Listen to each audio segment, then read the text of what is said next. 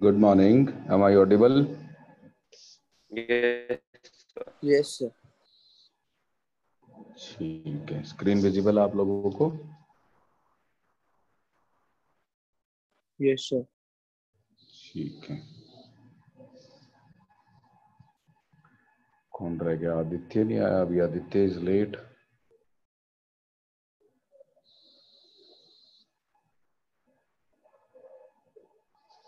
Any updates about Varisha? Last class with she was not well. She could not attend.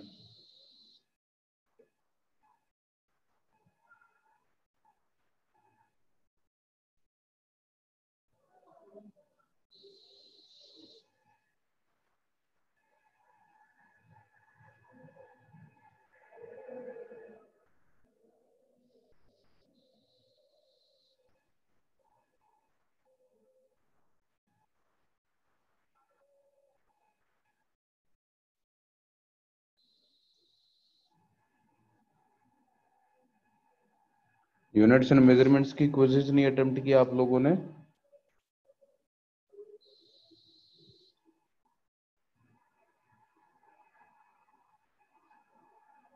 हाँ जी, देवांश, आदित्य, आर्यन। आदित्य तो है ही नहीं। अंचला? नहीं सर। क्यों?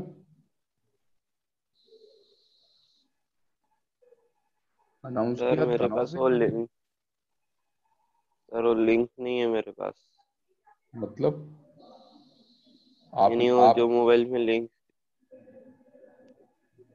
अरे कमाल है। सर जो आप क्यों नहीं है? मतलब रीजन?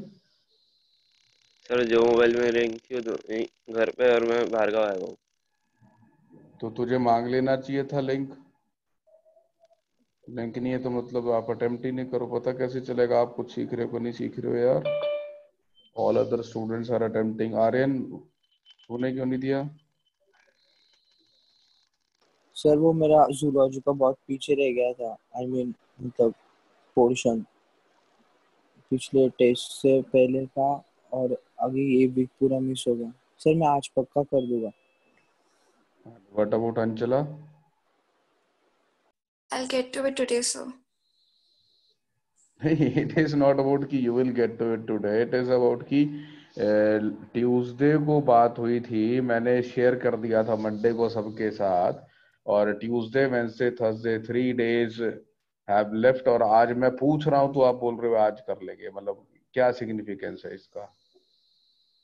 तो that means there is no point assigning any task to you. आपको होमवर्क असाइन करने का कोई लॉजिक नहीं है इसका मतलब। एक कह रहा मेरे पास लिंक नहीं था तो उसको लिंक मांग लेना चाहिए था। हाँ जी आदित्य, आपने वो क्विज अटेम्प्ट नहीं की? तो वो एक्चुअली मुझे केमिस्ट्री का करना था, क्योंकि जो टेस्ट में एटॉमिक ये हाइड्रोजन स्पेक्ट्रम तक है, तो फिर वो होना चाहिए था इसलिए। मतलब तो अभी जो 20th को टेस्ट है उसके लिए। तो 20th को टेस्ट में फिजिक्स में कुछ नहीं आ रहा है क्या? सर लेकिन फिजिक्स का फिर भी हुआ है, वो टेस्ट में अटेम्प्ट कर सकता बिफोर हैंड। लेकिन केमिस्ट्री में अगर वो पहले से पढ़कर नहीं रखता था तो फिर टाइम पर भाग जाता था। नहीं तो यार मैंने तो आपके लिए कुल मिला के वीक में 2 या 3 1 1 घंटे की क्विज़ेस ही तो रखी थी ना। एक तो हाफ एन आवर की थी जो फिजिकल वर्ल्ड के ऊपर थी, डायमेंशंस के ऊपर, और दूसरी 1 1 घंटे की क्विज़ेस थी। इतना कितना टाइम डिमांड किया जा रहा है आपसे कि आप कह रहे हो कि मैं बस केमिस्ट्री पढ़ रहा था, बाकी सारे सब्जेक्ट छोड़ दिए तूने? ऐसे आंसर्स दे रहे हो तो अच्छा नहीं लग रहा ना यार। I don't find any depth in your answer. कोई सूटेबल रीजन नहीं लग रहा है। You are just escaping. जैसे नालायक बच्चे होते हैं ना यार, वो कुछ भी उल्टा सीधा बहाना मारते रहते हैं। सर मैं ये पढ़ रहा था, मैं वो कर रहा था।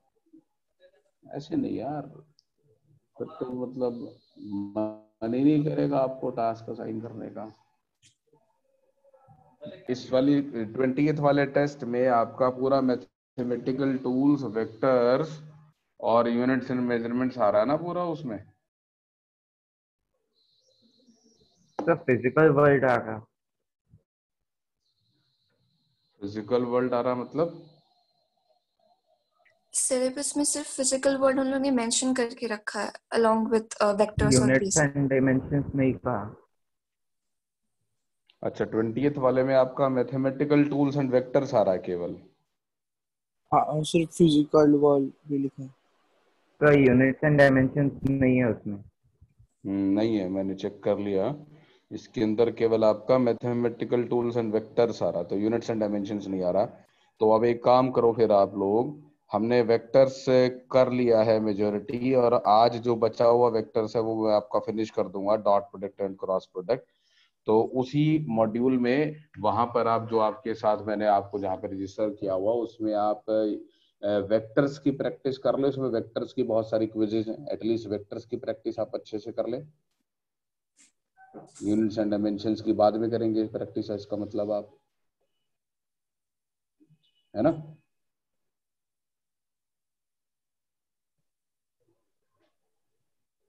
एक बात बता आदित्य, आदित्य यस सर। तूने मेरे से एक क्वेश्चन पूछा था मोशन का, बहुत बढ़िया, याद है, तो कौन प्रोजेक्टाइल का, सा? हाँ हाँ। है ना, पूछा था ना। Yes sir. मैं तेरे को मना कर सकता था उस टाइम पर उसका आंसर देने को, ये कह नो के कि सर। अभी तो मैथमेटिकल टूल्स पढ़ रहे हैं, फिर वेक्टर्स पढ़ेंगे, फिर यूनिट्स एंड मेजरमेंट्स पढ़ेंगे, फिर मोशन आएगा तब बताऊंगा ये वाला क्वेश्चन। No sir. मैंने मना नहीं किया ना, मैं कर सकता था ना मना। हम्म। तो आप मुझे ऐसे आंसर दे रहे हो तो फिर आगे से आप कोई भी कुछ भी पूछोगे तो मैं रिफ्यूज कर दूंगा ना उसको। मैं बोल दूंगा भाई मैं तो ये वाला चैप्टर पढ़ा रहा हूँ, टेस्ट में भी ये वाला चैप्टर आने वाला नहीं है, तो आप इसका क्वेश्चन मेरे से क्यों पूछ रहे हो।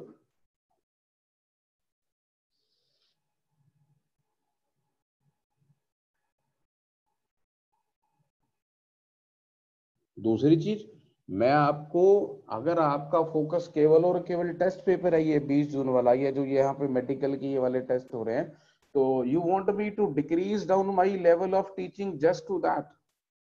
आप देख सकते हो ना जो टेस्ट होता है और जो मैं पढ़ा रहा हूँ उसके में कितना डिफरेंस है। तो अगर आपको लग रहा है कि मैं आपको एक्सेस पढ़ा रहा हूँ और इतना काम करने की आपको जरूरत नहीं है, तो I will decrease down my level. मेरे लिए आपको पढ़ाना बहुत आसान हो जाएगा, मेरी जिंदगी बहुत आसान हो जाएगी, मुझे कुछ करना ही नहीं है उसमें।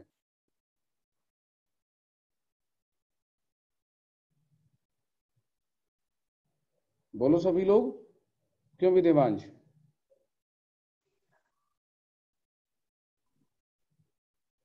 ऐसा तो नहीं लग रहा आप लोगों को कि सर बेकार में इतना सारा कंटेंट मुझे पढ़ाए जा रहे हैं, हमारे काम का नहीं है?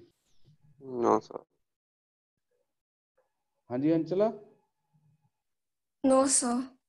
है ना। तो ऐसा है, अगर आप, बेटे बहुत सिंपल सी बात बता रहा हूँ, अगर आप मेरे से सीखना चाहते हो तो you have to show an interest. अगर मुझे लगेगा कि आप लोग इंटरेस्ट नहीं ले रहे हो तो फिर मैं अपने कंटेंट को डिक्रीज कर दूंगा, मैं नहीं पढ़ा पाऊंगा आप लोगों को, है ना। आप मेरे से कितना सीखना चाहते हो ये आप लोगों के हाथ में है, कि आप मेरे से कितना कंटेंट सीखना चाहते हो। It is your capability, it is not my will, it is your will. आप कितना ज्यादा एक्सट्रैक्ट कर सकते हो, तो आप जितना ज्यादा एग्रेसिवली काम करोगे उतना ज्यादा सीख पाओगे। You have to do that. तो अगर मैंने इंटरेस्ट लूज कर दिया इस चीज में, फिर बिल्कुल गड़बड़ हो जाएगी।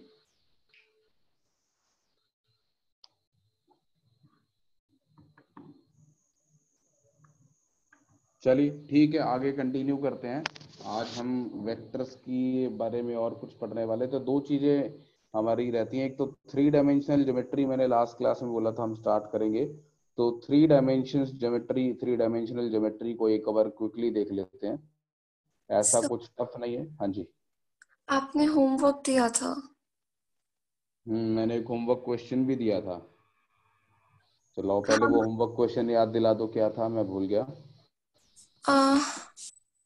शिप अशिफ्टी। पी। वो मिनिमम डिस्टेंस वाला शिप की वेलोसिटी पूछी थी जिसमें। हाँ सर। हाँ सर। ओके, होल्ड करना है 1 मिनट, मैं जरा उसको ओपन अप कर लेता हूँ डॉक्यूमेंट को, वो लिखा हुआ पूरा क्वेश्चन सामने आ जाएगा हमारे। तो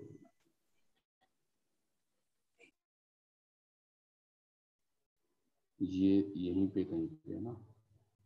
ये रहा, दिख रही है स्क्रीन आपको ना? सर हाँ जी, वो 20 मिनट्स था कि 24 मिनट्स? 24 मिनट्स था शायद, कहाँ गया? A ship is 20 kilometer east of Q and it moves due north at 24 kilometer per hour. Ship Q moves with a constant velocity such that the distance of closest approach to P is 12 kilometer and it takes 24 minutes. Okay. 24 minutes से अच्छा answer नहीं आ रहा है क्या? नहीं, 24 से ही अच्छा आ रहा था, 20 से बहुत गंदा आ रहा था। मैंने 4 मेथड ट्राई किए, चारों से लाइक ढंग का आंसर नहीं आया।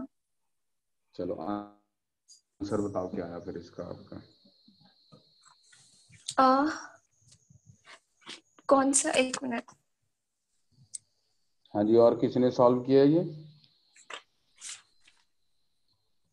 सर हाँ जी बेटा। एक बार मैंने कोऑर्डिनेट और कैलकुलस से ट्राई किया था, तो उससे 2 इक्वेशन आ रही थी जो फर्दर सॉल्व नहीं हो रही थी, 24 के लिए भी और 20 के लिए भी। फिर एक बार बेसिक ज्योमेट्री से किया तो 24 पे आंसर आ रहा था। सेकंड, हाँ, एक आ रहा था 32,0। अगर दैट इज व्हेन जो वी है वो 24 से छोटा है, लेकिन एक केस ये भी हो सकता है कि शायद वी 24 से बड़ा है। वी वाई तो कौन है ये? वी वो उसका वी वाला कॉम्पोनेंट, वेलोसिटी जो अच्छा हमको शिप, निकालना है। हाँ, अच्छा ठीक है, समझ गया। तो अगर जो Vx है वो ग्रेटर देन और इक्वल टू 0 है और जो Vy है वो 24 से छोटा है, तो एक आंसर 32,0 आएगा। और अगर ऑपोजिट डायरेक्शन में देख रहे हैं, हमको पता नहीं है कि टाइम 32,0 से मतलब? मैं सोल्यूशन भेजूं? नहीं, 32,0 का क्या मतलब है? 32 समझ में आ रहा है, मतलब 32 किलोमीटर पर आ रहा है ना? हम्म, तो 32,0 क्या बोल रहे हो आप? दैट जस्ट मीन्स कि उसका y एक्सिस पे, एक सेकंड। अच्छा, मतलब उसकी नेट वेलोसिटी 32 किलोमीटर पर आ रहेगी। हाँ, ठीक है, तो एक पॉसिबल आंसर है velocity of A is 32 kilometre per our. दूसरा पॉसिबल आंसर क्या है? एक 48 भी हो सकता है। एक मिनट, 24 के लिए है ना? हाँ, 1 सेकंड सर।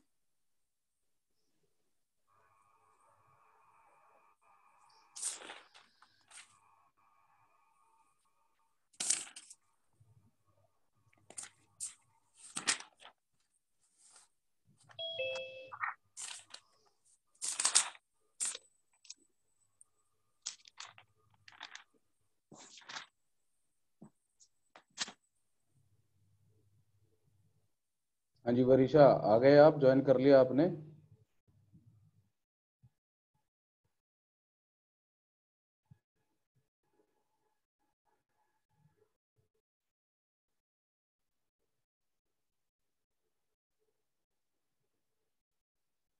और किसी ने सॉल्व नहीं किया ये?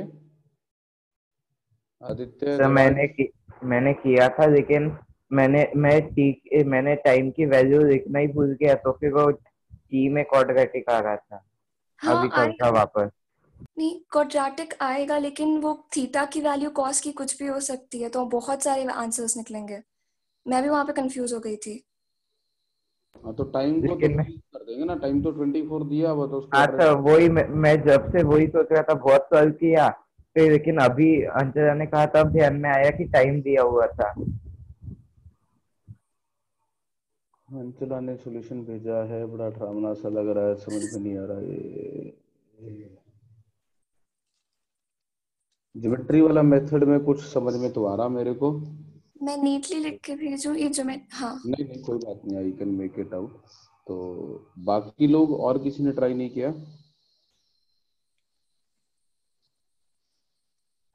तो मैं एक बार डायग्राम बना देता हूँ। Ship P is 20 kilometre east sir वो ऑफ किया था। पी, यहाँ पर है। हाँ जी,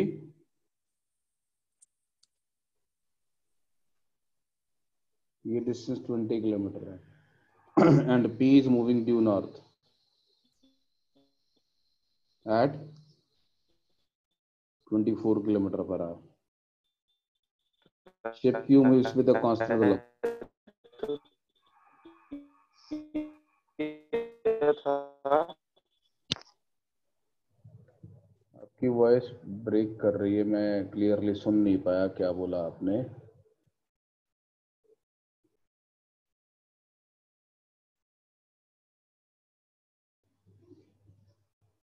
चैट पे टाइप कर सकते हैं, थोड़ा बहुत वॉइस में थोड़ी सी प्रॉब्लम है। शिप टी की एक वेलोसिटी फिक्स है। अच्छा, ट्राई किया था, कोई आंसर नहीं आया।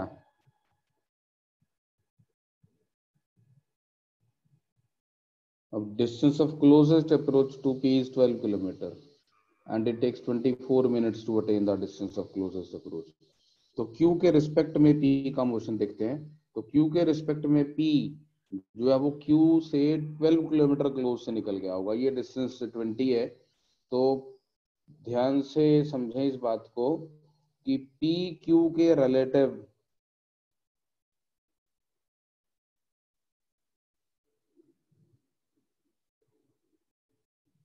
ऐसे निकल गया हो सकता है, और ये डिस्टेंस 12 किलोमीटर हो सकता है। तो this could be the line of motion of P with respect to Q। एक पॉसिबिलिटी है ये। और दूसरी पॉसिबिलिटी क्या हो सकती है? तो दूसरी पॉसिबिलिटी है ये Q है, ये P है, और P की वेलोसिटी अपनी खुद की वेलोसिटी तो 24 किलोमीटर पर आवर है, और P Q के रिलेटिव ऐसे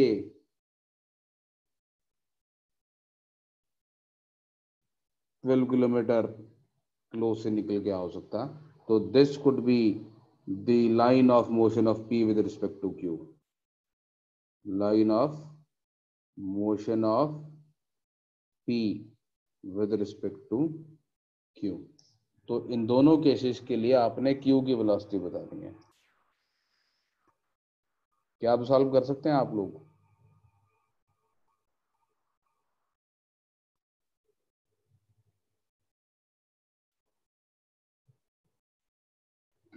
चलो ट्राई करके देखता हूँ, मैं देखता हूँ ट्राई करके। रुकने वाला क्या है इसमें? इस बात की क्या गारंटी है कि दो ही ऐसे वेलोसिटीज रहेंगे? नहीं, मैंने तो केवल इतना कहा कि P इनिशियली 20 किलोमीटर पे है और उसका distance of closest approach 12 kilometre है।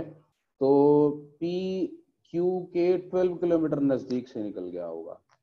तो Q के रिलेटिव P या तो इस लाइन के लॉन्ग चल रहा होगा या इस लाइन के लॉन्ग चल रहा होगा। इसके अलावा कोई और पॉसिबिलिटी है तो बताओ। Constant velocity, so P is going to move in a straight line with respect to Q, and I have to draw a straight line passing through P such that the least distance of that straight line from Q is 12 kilometers. So these are the only two possible straight lines that I can draw. क्यों? तो मुझे ये दो possible cases दिखाना। ठीक है, अब ये 20 है, ये 12 है, तो ये वाला जो डिस्टेंस है आपका ये 16 किलोमीटर हो जाएगा पाइथागोरस से।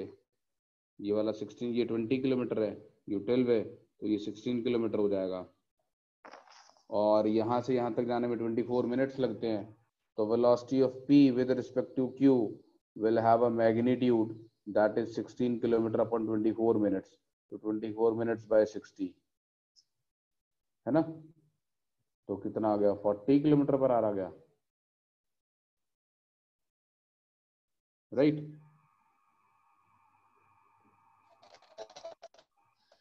तो एक केस में वेलोसिटी ऑफ P इधर है और velocity of P with respect to Q इधर है। एक केस में वेलोसिटी ऑफ P इधर है और velocity of P with respect to Q इधर है। और मेरे को दोनों केसेस में Q की वेलोसिटी निकालनी है। तो velocity of P with respect to Q is velocity of P minus velocity of Q। तो मुझे वेलोसिटी ऑफ Q कैलकुलेट करना है, तो वेलोसिटी ऑफ P में से माइनस करना पड़ेगा velocity of P with respect to Q इस इक्वेशन के अकॉर्डिंग। तो मेरे को इन दोनों वेक्टर्स को सब्ट्रैक्ट करके आंसर बताना है। तो इन दोनों वेक्टर्स को सब्ट्रैक्ट करके आंसर बता देते हैं। तो इतना टफ काम तो नहीं लग रहा है इनको सब्ट्रैक्ट करना। ये एंगल दिख रहा है मुझे थीटा, ये एंगल का मैं साइन और कॉस दोनों लिख सकता हूँ। तो केस 1 में जो वेलोसिटी ऑफ q आएगी, मैं ऐसा करता हूं, इस तरफ आई कैप और इस तरफ जे कैप लगा के कंपोनेंट्स में रिजॉल्व करके सबट्रैक्ट कर देता हूँ वेक्टर्स को। तो वेलोसिटी ऑफ q आ जाएगी 24 J cap minus velocity of p with respect to p के कंपोनेंट्स बनाते हैं, तो ये हो जाएगा, माइनस करना है, -16 cos थीटा आई कैप और +16 sin थीटा जे कैप, ये सबट्रैक्ट करना है। और cos थीटा और sin थीटा तो आसानी से निकल जाएंगे, तो sin थीटा हो जाएगा 12/20 दैट इज 3/5 और cos थीटा हो जाएगा बेस अपॉन हाइपोटेन्यूज यानी कि 4/5। तो ये हो जाएगा 24 J cap -16 into cos theta is 4/5 I cap plus 16 into sin theta will be 3/5 j cap. So this is 24 j cap minus 24 minus 48 upon 5 j cap और plus 64/5 I cap। एक case का answer तो ये आ गया, और case 2 का answer अगर मेरे को लिखना है तो केस 2 का आंसर लिखने के लिए velocity of q will be 24 j cap minus, ये हो जाएगा, एंगल तो सेम ही है, ये थीटा बस नीचे की तरफ है, तो -16 cos थीटा आई कैप -16 sin थीटा जे कैप। तो आंसर आ जाएगा 24 plus 48/5 J cap plus 64/5 I cap. This is the answer. Second case. Match कर रहे हैं, कोई आंसर्स बोलो। 1 मिनट, वो 24 - 48/5 को फर्दर सॉल्व कर रही हूँ। 120 80 72/5 हो गया ना वो। नहीं, फिर नहीं कर रहा। तो इस केस में आंसर आ गया ये 120 80 72/5 जे कैप प्लस 64/5 आई कैप। तो 8/5 कॉमन आता है और ये हो जाएगा 8 आई कैप प्लस 9 जे कैप, और इस केस में 120 और 40 168 है, तो 168/5 जे कैप प्लस 64/5 आई कैप। ऐसे आंसर आ रहे हैं। कैलकुलेशन चेक कर लो, हो सकता है मैंने कुछ कैलकुलेशन ऊपर नीचे की हो, और डेटा तो वैसे ही रैंडम मैंने दिया था, तो आई एम नॉट श्योर कि क्या सीन है।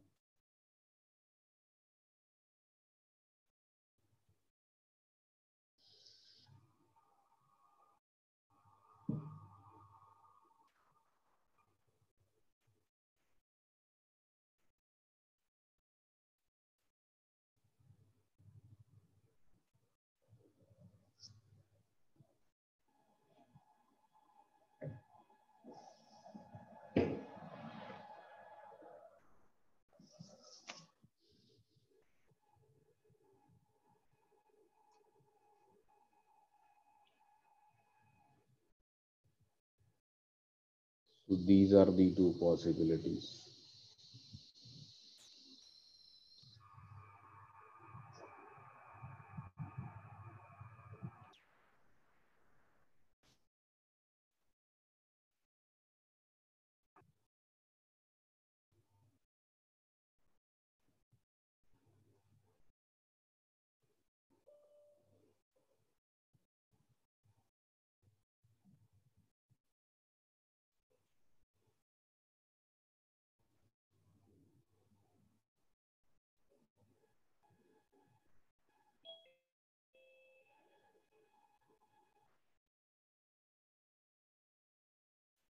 ट्वेंटी 4 मिनट से आंसर आ रहा है, 24 ही लिया ना मैंने, 24 लेके ही सॉल्व किया, तो अभी आंसर आ तो रहा है, प्रॉपर आ रहा है या नहीं आ रहा है, मतलब आई डोंट नो कि इसमें प्रॉपर इम्प्रॉपर क्या है। मेरे तो ये आंसर आ रहे हैं, कोई इशू लग रहा तो बताओ।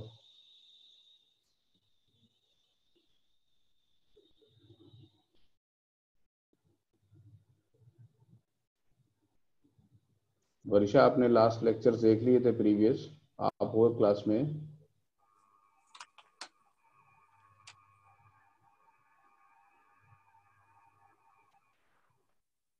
ठीक है।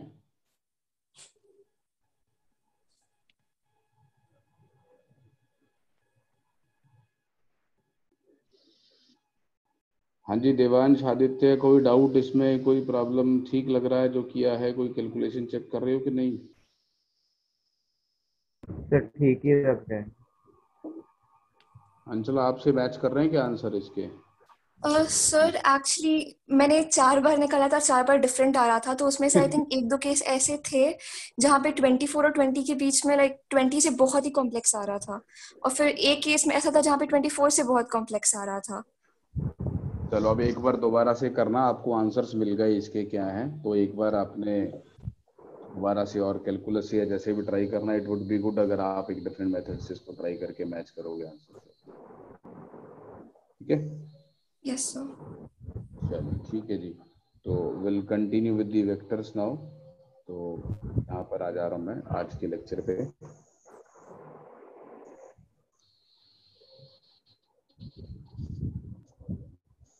तो एक बार 3D ज्योमेट्री के बारे में देख लेते हैं।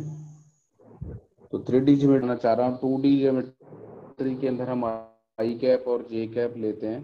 तो 3D ज्योमेट्री के अंदर हम 3 mutually perpendicular set of directions ले लेते हैं।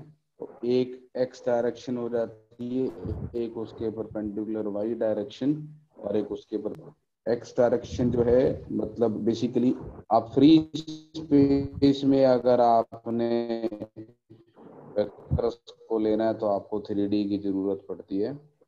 एक्स डायरेक्शन में एक वेक्टर ले लेते हैं आई कैप, वाई डायरेक्शन में एक वेक्टर ले लेते हैं जी कैप, जेड डायरेक्शन में के कैप, ओरिजिन के कोऑर्डिनेट्स हो जाएंगे हमारे 0 0 0। और इसमें अगर एक्स एक्सिस पे कोई पॉइंट है तो उसके कोऑर्डिनेट x, 0, 0 लिखेंगे। इस वेक्टर को लिखेंगे एक्स आई कैप।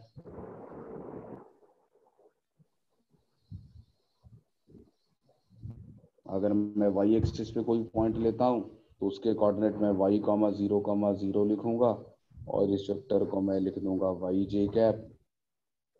और अगर मैं z एक्सिस पे कोई पॉइंट लेता हूं तो ये y 0 0 नहीं, इसको लिखेंगे 0 y 0, और z एक्सिस पे 0 0 z, और इस वेक्टर को हम लिख देंगे z k कैप। ठीक है, और अब हम एक्स वाई प्लेन 2D में जैसे वेक्टर्स लेते थे, तो अगर एक्स वाई प्लेन में कोई उसके कोऑर्डिनेट x, y, 0 हो जाएंगे, z कोऑर्डिनेट इसमें 0 रहेगा। और अगर इसमें मैं वेक्टर लिखूं ये वाला, तो ये वेक्टर आपका x i cap plus Y J cap. Similarly आप वाई जेड प्लेन में वेक्टर्स ले सकते हैं। ध्यान से देखना इस डायग्राम को, मैं वाई जेड प्लेन में वेक्टर्स ले रहा हूं, और ये 0 0 z जो है ये इसके कोऑर्डिनेट थे 0 0 z, और इस पॉइंट के कोऑर्डिनेट हमारे हो जाएंगे 0 y और z। आदित्य, आपका माइक ऑन है, माइक ऑफ कर लो, पीछे से डिस्टरबेंस आ रही है। तो 0 y z ये हमारे पॉइंट्स हो जाएंगे। और अगर मैं इस वेक्टर को लिखना चाहूं तो ये वाला वेक्टर हम लिख सकते हैं वाई जे कैप प्लस जेड के कैप, राइट। सिमिलरली मैं एक्स जेड प्लेन में अगर कोई पॉइंट होगा हमारा तो उसके कोऑर्डिनेट हो जाएंगे x, 0, z। मैं इस डायग्राम में दिखाई नहीं रहा। और अगर मैं उस पॉइंट को the vector joining this point two origin, vector joining the above point तो ओरिजिन लिखना चाहूंगा तो it will be x i cap plus Z के कैप। और मैं आपको वेक्टर जो दिखाना चाह रहा हूँ, मैं वो 3D में दिखाना चाह रहा हूँ वेक्टर। तो वो कैसे देखना चाह रहे हैं हम, तो मैं यहाँ से ऊपर चलता हूँ, ध्यान से देखना। मैं पहले एक्स डायरेक्शन में मूव किया, मैं ए पॉइंट पर पहुंच गया।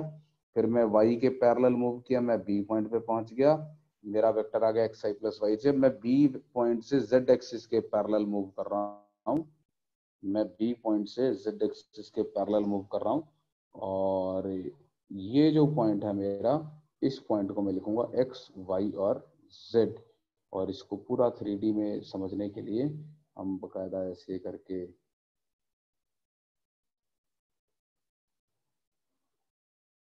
एक क्यूब बना लेते हैं, मैं ग्रे लाइन से शो कर देता हूँ इस क्यूब को, क्यूबॉइड बेसिकली।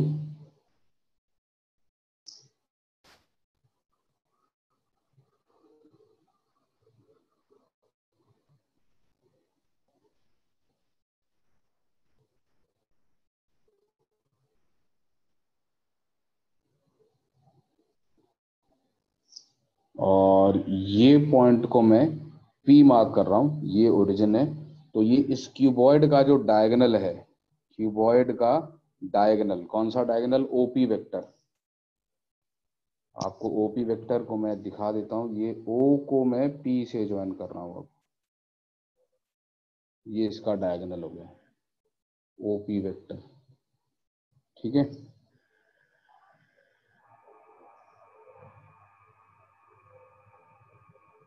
OP वेक्टर के कोऑर्डिनेट हो जाएंगे x i cap plus Y J cap plus Z के कैप। तो ये जो मेरा वेक्टर OP है, ये 3D में एक वेक्टर को रिप्रेजेंट कर रहा है, x i cap plus Y J cap plus Z के कैप को। और इस वेक्टर के लिए हम ध्यान से समझेंगे, इसकी अगर मैं कंपोनेंट्स की बात करूं उस वेक्टर के, तो मैं ये कह सकता हूं कि इसके 3 कंपोनेंट हैं। एक्स एक्सिस के अलोंग कंपोनेंट है x i cap, Y axis के अलोंग कंपोनेंट है वाई के जे कैप, और जेड एक्सिस के अलोंग कंपोनेंट है जेड के कैप। आपको ये भी कहा जा सकता है इस OP वेक्टर का एक्स वाई प्लेन में क्या कंपोनेंट है। तो क्या आंसर देंगे? OP वेक्टर का एक्स वाई प्लेन में क्या कंपोनेंट है? तो OB vector, OB vector which is xi cap plus yj cap, this is the component in the xy plane. Similarly आप इस OP वेक्टर का yz प्लेन में कंपोनेंट निकाल सकते हैं, and that can be written as, say this is C, तो OC vector लिख सकते हैं इसको। और OC वेक्टर जिसको मैंने लिखा था yj कैप प्लस जेड के कैप, और ये हमारे इस वेक्टर का कंपोनेंट हो गया yz प्लेन में। What is the length of OP vector?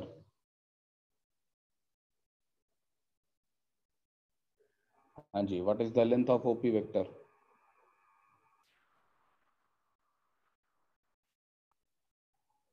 तो सिंपल ज्योमेट्री से लेंथ कैलकुलेट कर सकते हैं आप इसकी।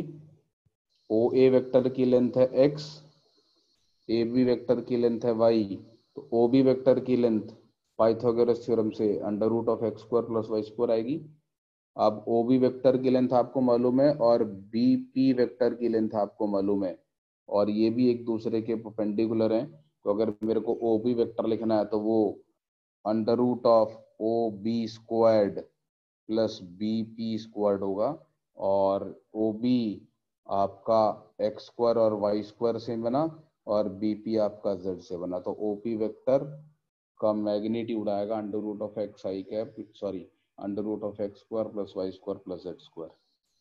तो जैसे आप 2D में x i cap plus y cap एक वेक्टर लिखते हैं और उसका magnitude under root x square plus Y square, 3D में एक एडिशनल टर्म जेड और आ जाती है।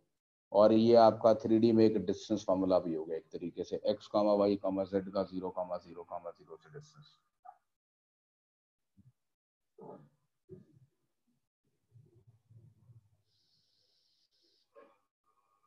Now my question is, what is the angle made by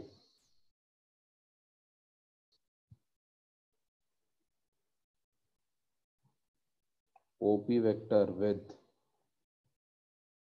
x axis? How much is the angle? How much is the angle made by OP vector with x axis?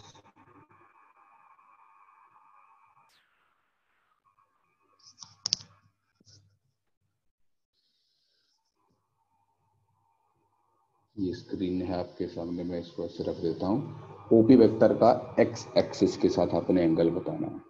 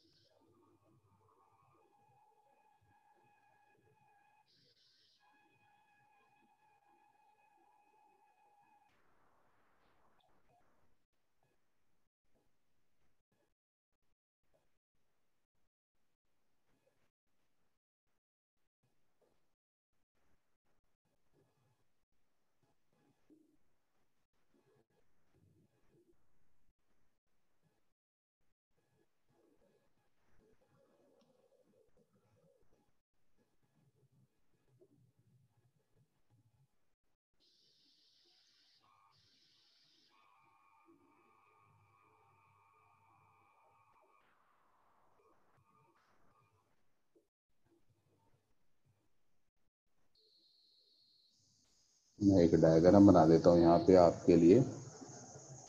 उस diagram में बहुत कुछ हो गया, इसलिए एक नया डायग्राम बना देता हूँ जिसमें आप शायद प्रेजेंट कर पाए।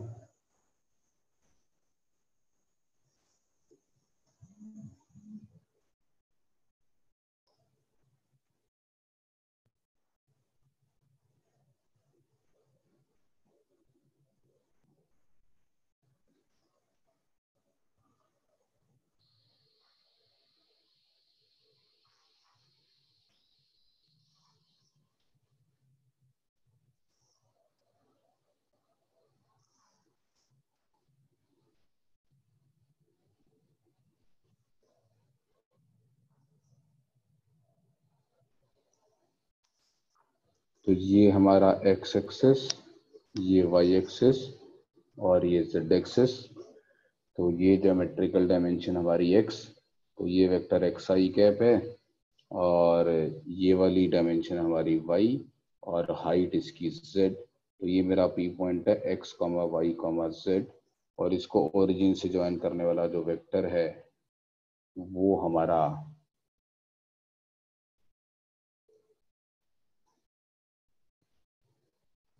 ओपी वेक्टर है। मुझे इस ओपी वेक्टर का एक्स एक्सिस के साथ एंगल निकालना है। तो एक आंसर आया है देवांश का। देवांश ने आंसर भेजा है मेरे पास, tan inverse of Y square plus Z square का under root upon X. Anybody else?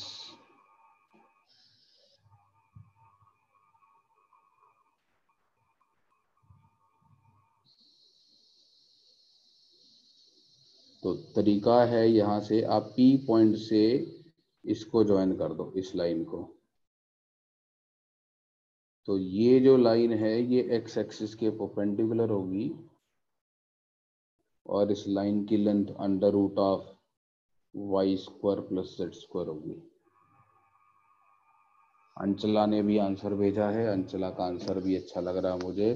Theta is equal to cos inverse of x by OP. तो ये भी मुझे अच्छा लग रहा है। This is the angle theta OP vector और एक्स एक्सिस के बीच में। बेसिकली इस पॉइंट को ए मान लेते हैं, तो ट्राइंगल ओ ए पी से निकाला जा सकता है ये एंगल ओ ए पी से। इसमें जो ओ ए पी एंगल है वो एक राइट एंगल ट्राइंगल है। तो O A P angle is right angle. O A इसका बेस है, ए पी इसका परपेंडिकुलर है, और ओ पी इसका height of x square plus Y square plus Z square होगी। ओ ए की लेंथ एक्स होगी और ए पी की length under root of Y square plus Z square होगी। तो दोनों ही मेथड ठीक है। Tan theta is equal to perpendicular by base से लिखा जा सकता है, उससे ये आंसर आ जाएगा। और cos theta is equal to base upon hypotenuse से लिखा जा सकता है, तो उससे ये आंसर आ जाएगा। दोनों ही आंसर इक्वली करेक्ट है। ठीक है, तो बिल्कुल दोनों आंसर बढ़िया हैं। और यूजुअली हम कॉस की टर्म्स में एक्सप्रेस करते हैं, और usually gamma alpha beta gamma से रिप्रेजेंट किया जाता है। Alpha is the angle between vector OP and x axis, beta is the angle between vector OP and y axis, and gamma is the angle between OP vector and Z axis. Cos alpha, cos beta and cos gamma, ये तीन parameters हम एक vector के लिए use करते हैं to represent the angles made by that vector with x axis. और ये जो तीन वैल्यूज आती हैं cos alpha, cos beta, cos gamma, इसको मैथमेटिक्स वाले एल, एम और एन से रिप्रेजेंट करते हैं। They are called direction cosines of a vector.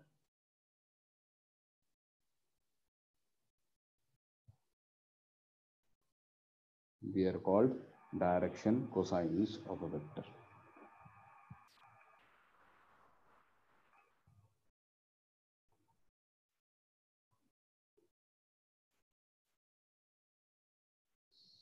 Can you prove that cos square alpha plus cos square beta plus cos square gamma 1 होगा? तो हो गया। हाँ, सिंपल स्ट्रेट फॉरवर्ड है। कॉस अल्फा की वैल्यू में x आएगा, ऊपर न्यूमरेटर में कॉस बीटा में यहाँ y आएगा, कॉस गामा में z आएगा। तो this will be x upon x square upon x square plus y square plus z square. This will be y square upon x square plus y square plus z square, and this will be z square upon x square plus y square plus z square, and this will be equal to 1। तो एक ही result आपको याद रखना है। कोई doubt किसी को यहाँ तक? कोई कुछ पूछना चाहता है? क्लियर है सभी को? Yes sir. तो यहाँ पे मैंने 3D ज्योमेट्री में आपको एक कॉम्प्लेक्स सा डायग्राम बना के दिखाया, और आपको मैंने यहाँ पे उस डायग्राम की हेल्प से वेक्टर्स के एंगल कैलकुलेट करने सिखाया कि कैसे आप एक वेक्टर का दूसरे वेक्टर से एंगल निकाल सकते हैं। बट एक्चुअली जो वेक्टर्स अलजेब्रा जो हमने डिवाइस किया है, उस वेक्टर अलजेब्रा का एक बहुत बड़ा इंपॉर्टेंट यूज ये है कि हम इसमें कॉम्प्लिकेटेड फिगर्स बिना बनाए क्वेश्चंस को सॉल्व कर पाए। तो जो रियल यूज ऑफ वेक्टर सब वो ये है कि जो कॉम्प्लिकेटेड जियोमेट्री की प्रॉब्लम्स हैं उनको ज्योमेट्री की बजाय हम सीधे तरीके से सॉल्व कर लें। तो we want to avoid the use of complicated geometry, तो उसके लिए वेक्टर्स इन्वेंट किए गए। तो आपने देखो कि हमने आई कैप, जे कैप, के कैप इन्वेंट किए और वेक्टर्स को रेक्टेंगुलर कंपोनेंट्स में रिजॉल्व कर लिया। उसके बाद वेक्टर्स की एडिशन और सब्ट्रैक्शन बहुत ही आसान हो गई, और हम वो ट्रायंगल ऑफ वेक्टर एडिशन वाले कॉम्प्लिकेटेड रिजल्ट्स को हटा के सिंपल रेक्टेंगुलर कंपोनेंट्स आई कैप, जे कैप, के कैप से काम चला रहे हैं। ऑल तो मैं आपको बीच बीच में ये सिखा रहा हूँ, देखो अगर आपकी ज्योमेट्री अच्छी है तो आप क्वेश्चन जल्दी सॉल्व कर लेते हो। बट एक कॉमन अगर मैं यूसेज की बात करूं तो वेक्टर्स का पर्पस है ज्योमेट्री की प्रॉब्लम्स को सिंप्लीफाई करना। तो आज हम और एक नई चीज पढ़ने वाले हैं, that is multiplication of vectors. और ये मल्टीप्लीकेशन ऑफ वेक्टर्स में आप देखेंगे कि कैसे हम यही वाला जो आज हम टॉपिक पढ़ रहे थे एंगल निकालने वाला, ये बहुत सिंप्लीफाई हो जाएगा।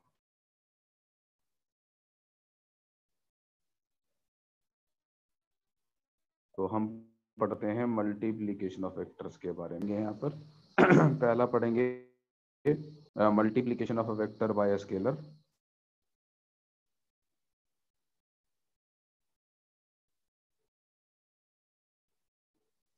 तो multiplication of a vector by a scalar में बेसिकली हम वेक्टर को एक स्केलर से मल्टीप्लाई का लॉजिक हम क्यों ऐसी सिमिलर मिलने वाला। तो a प्लस a को हम 2 टाइम्स ऑफ a लिख सकते हैं। तो यहाँ पे बेसिकली मैंने a को 2 से मल्टीप्लाई कर दिया। तो you understand the meaning of multiplication of vector. Scalar ले लूं, अब ऊपर वाले एग्जांपल में m2 था, a एक वेक्टर है, so then m times a करने से अपने को क्या मिलने वाला है? m टाइम्स a करने से अपने को एक वेक्टर मिलने वाला है in same direction as that of a,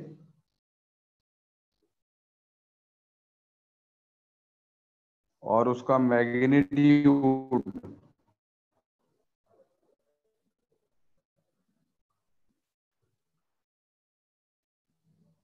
magnify हो जाएगा उतने ही अमाउंट से जितनी m की वैल्यू है।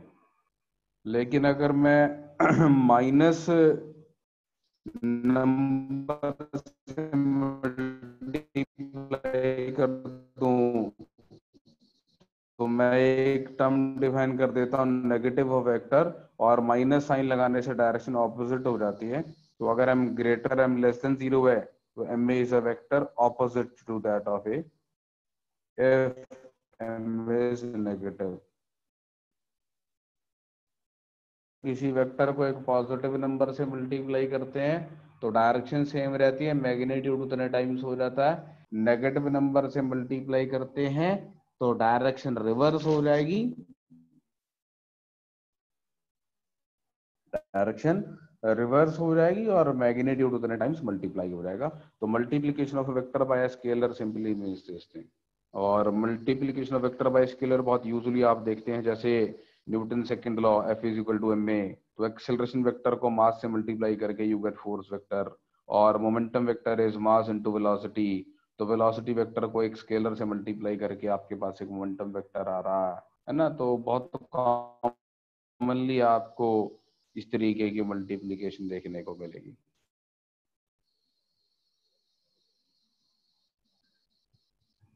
क्लियर? किसी को कुछ पूछना है इसमें?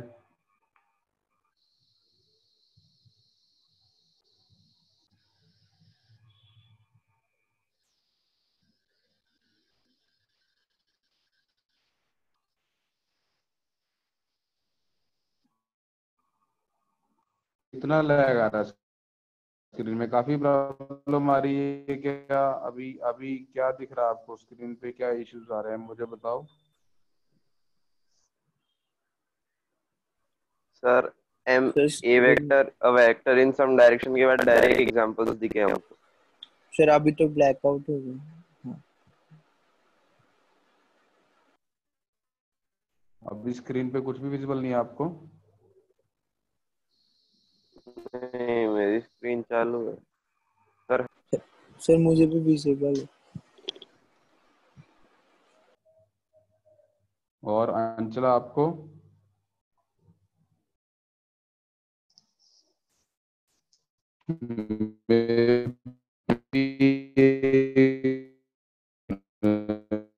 इंटरनेट अनस्टेबल हो गया होगा या ऐसा कुछ हो गया होगा।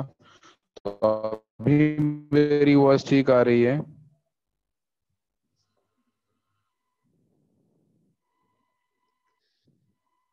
हाँ जी, एम आई ऑडिबल नाउ?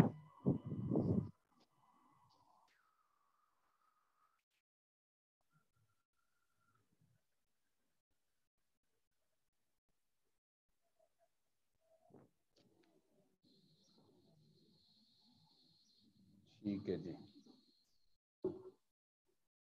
कुछ पूछना आपको इसमें? मैंने वेक्टर को स्केलर से मल्टीप्लाई करने का सिग्निफिकेंस समझाया आपको कि अगर मैं उसको 2 से या 3 से या 4 से मल्टीप्लाई कर देता हूँ तो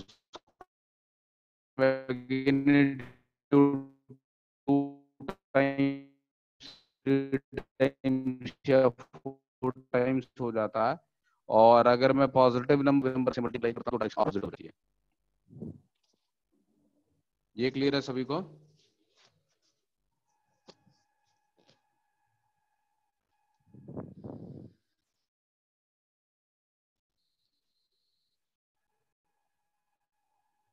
चलिए ठीक है, दिवांश का रिप्लाई आ गया, वरीशा का आ गया। चलिए ओके, तो आई गेस कि सबने सुन लिया ठीक से। गुड।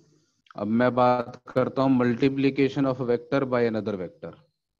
तो जो मैंने बोला था 3 चीजें डिस्कस करेंगे, पहली थी ये, तो दूसरा है multiplication of A vector by another vector. इसमें हम 2 डिफरेंट तरीके की चीजें डिस्कस करेंगे। ध्यान से देखना, मैं एक डायग्राम बना रहा हूं। एक वेक्टर ए और सपोज ये कोई दूसरा वेक्टर बी।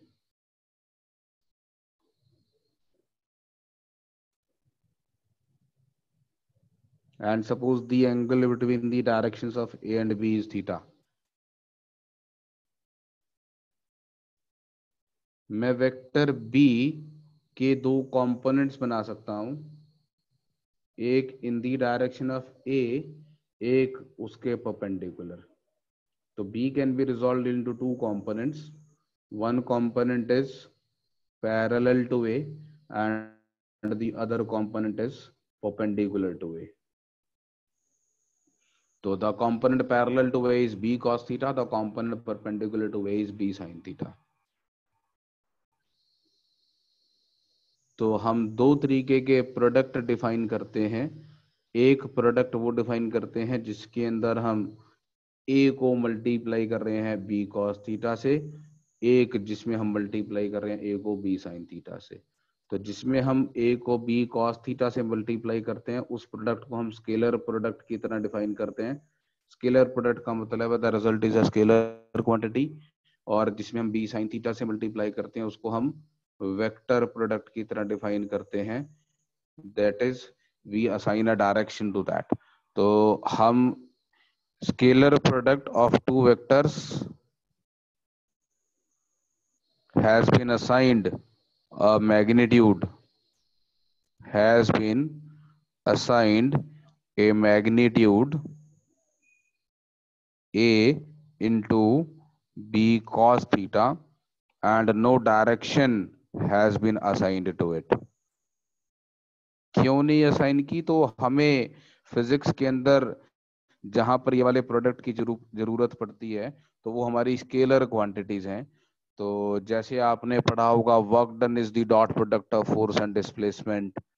वर्क निकालने के लिए हम फोर्स का वो कंपोनेंट जो डिस्प्लेसमेंट के अलॉन्ग है उससे उसको मल्टीप्लाई करते हैं। तो वर्क हमारा बाय नेचर एक स्केलर क्वांटिटी होती है, तो we don't assign any direction to this. और दूसरा जो है वो वेक्टर प्रोडक्ट, और वेक्टर प्रोडक्ट को हम एक मैग्नीट्यूड असाइन करते हैं। वेक्टर प्रोडक्ट को एक मैग्नीट्यूड असाइन करते हैं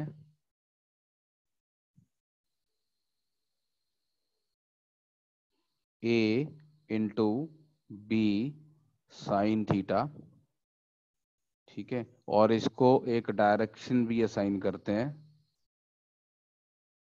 क्योंकि हम इसको एक वेक्टर की तरह यूज कर रहे हैं। तो इसको एक डायरेक्शन असाइन करेंगे बिकॉज ये जब मैं आपको सर्कुलर मोशन समझाऊंगा तो समझाऊंगा कि ये डायरेक्शन लेकर आने का सिग्निफिकेंस क्या है। रोटेशनल मोशन में, टॉर्क में और इन सब चीजों में इसकी जरूरत पड़ेगी। तो it is also signed a direction and the direction is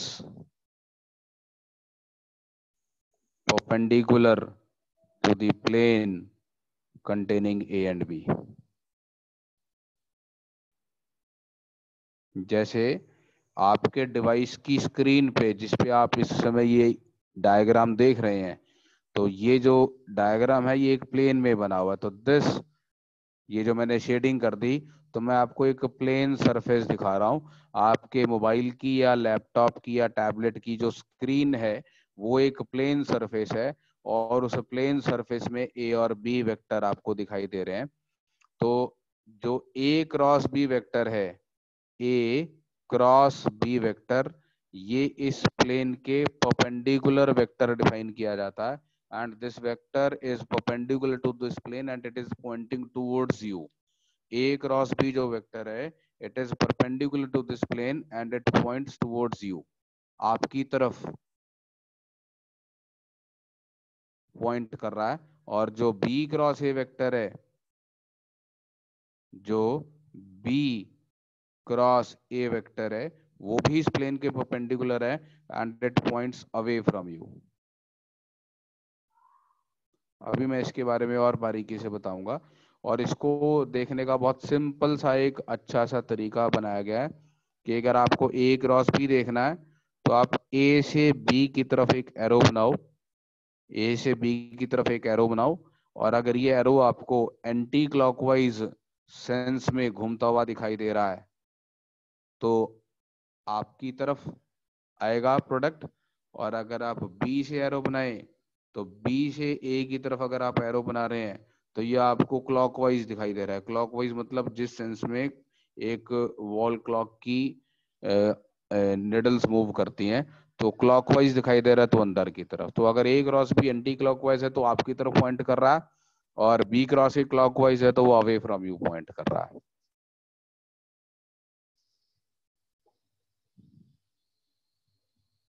इसको हम सिंबॉलिकली ए डॉट बी से रिप्रेजेंट करते हैं, और इसलिए scalar product co dot product भी बोल दिया जाता है। और इसको सिंबॉलिकली हम ए क्रॉस बी से रिप्रेजेंट करने वाले हैं, तो इसको क्रॉस प्रोडक्ट भी बोल दिया जाता है। तो इसको ए डॉट बी से रिप्रेजेंट करेंगे, इसकी वैल्यू क्या है, ए बी कॉस थीटा। ठीक है, इसको हम ए क्रॉस बी से रिप्रेजेंट करेंगे या बी क्रॉस ए से रिप्रेजेंट करेंगे। तो A cross B is A B sine theta, इसका मैग्नीट्यूड, और साथ में एक यूनिट वेक्टर भी लगाना है। क्यों लगाना है यूनिट वेक्टर, बिकॉज इसको एक वेक्टर की तरह डिफाइन कर रहे हैं, और ये यूनिट वेक्टर ए और बी दोनों के परपेंडिकुलर होगा। और बी क्रॉस ए का मैग्नीट्यूड तो इतना ही होगा, ए बी साइन थीटा। इसके साथ यूनिट वेक्टर एम कैप लगाएंगे, और N cap and M cap are in opposite direction. तो ए क्रॉस बी और बी क्रॉस ए को ऑपोजिट डायरेक्शन असाइन की गई है, मैग्नीट्यूड सेम असाइन किए गए हैं।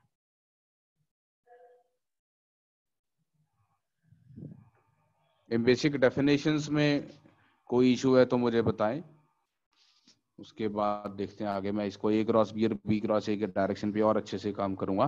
फिलहाल यहाँ तक जो मैंने लिखा उसमें कोई क्वेरी आपको? No sir.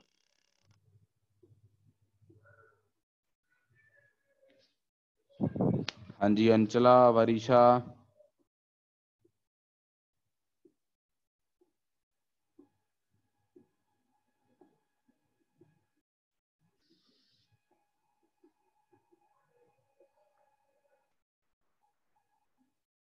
ठीक है,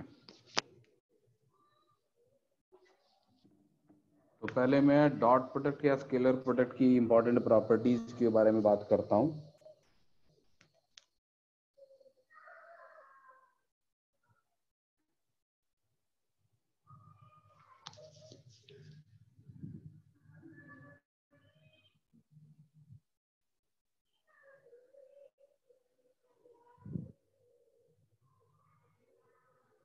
ठीक है, तो इंपॉर्टेंट प्रॉपर्टीज, तो पहली तो A dot B is equal to A B cos theta है। तो अगर थीटा 90 डिग्री हो गया तो ए डॉट बी 0 आने वाला। ये सबसे ज्यादा इंपॉर्टेंट है, इसलिए मैंने सबसे पहले लिखी है। अगर दो वेक्टर्स एक दूसरे के परपेंडिकुलर हैं तो उनका डॉट प्रोडक्ट 0 आने वाला। तो फिजिक्स में आपको n नंबर ऑफ टाइम्स ऐसे क्वेश्चंस मिलेंगे जिसमें आपको प्रूव करना होगा कि ये दोनों वेक्टर्स परपेंडिकुलर हैं। तो आपको प्रूव करना होगा वेक्टर्स परपेंडिकुलर है, तो आप प्रूव कर देंगे कि उनका डॉट प्रोडक्ट 0 है। ठीक है, तो if A dot B is 0 that means A and B are perpendicular to each other. और दूसरा, अगर मैं ए डॉट ए करूं तो ये हो जाएगा ए का मैग्नीट्यूड इंटू ए का magnitude into cos 0 and that will be A square. तो इसका मतलब अगर मैं यूनिट वेक्टर जो हमने स्टैंडर्ड लिए हुए हैं आई कैप और आई कैप एक्स एक्सिस के अलोंग, तो I cap dot I cap करूंगा तो ये mod of I cap into cos 0 degree, this will come out to be 1।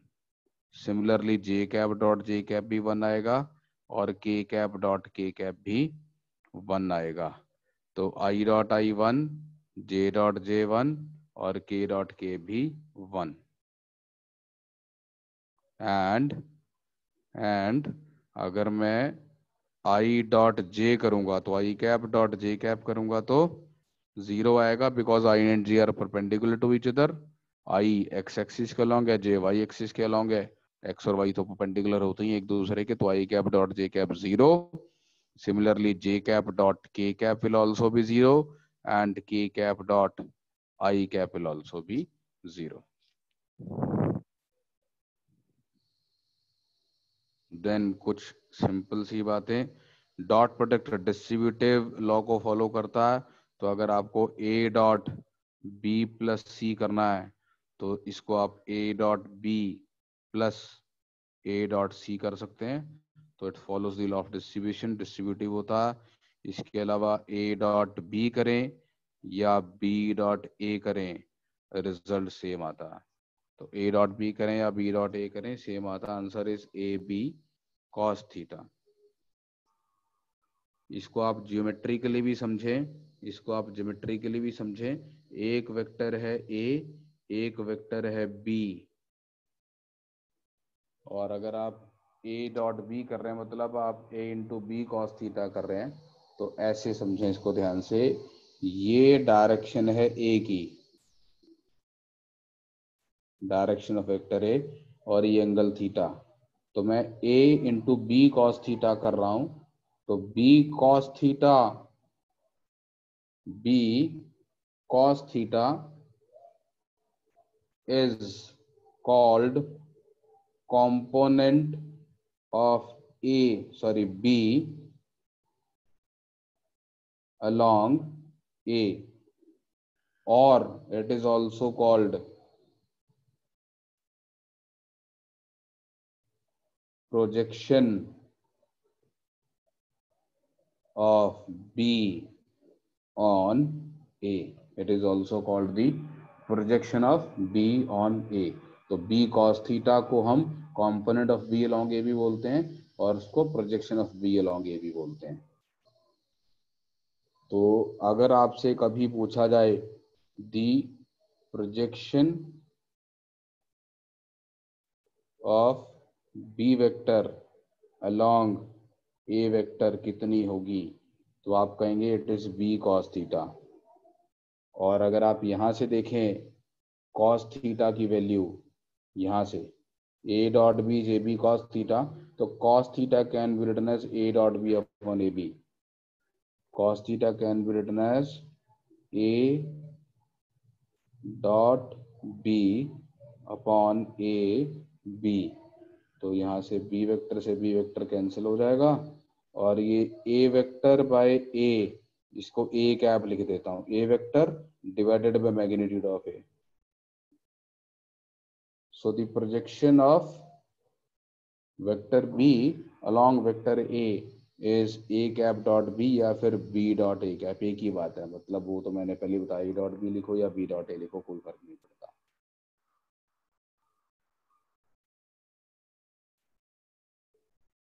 तो यहां से आपके पास ये लेंथ आ जाएगी b cos theta.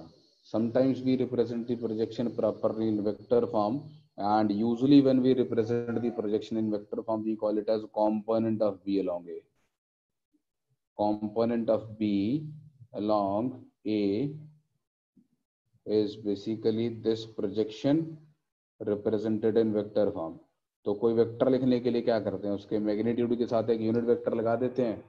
तो इस वेक्टर की डायरेक्शन क्या है, ए वेक्टर वाली है, तो इसके साथ ए कैप लगा देते हैं। तो आप देखेंगे बुक्स में आपसे कंपोनेंट या प्रोजेक्शन पूछी होगी, तो sometimes you will find the answer as simply B dot A cap, मतलब वो केवल मैग्नीट्यूड रिप्रेजेंट कर देंगे, या फिर sometimes they will represent the answer in the vector form. तो अगर आप स्केलर फॉर्म में, मतलब केवल not scalar form, magnitude represent करना चाहते हैं तो बी डॉट ए, और अगर उसको वेक्टोरली रिप्रेजेंट करना चाहते हैं तो B dot A cap times A cap.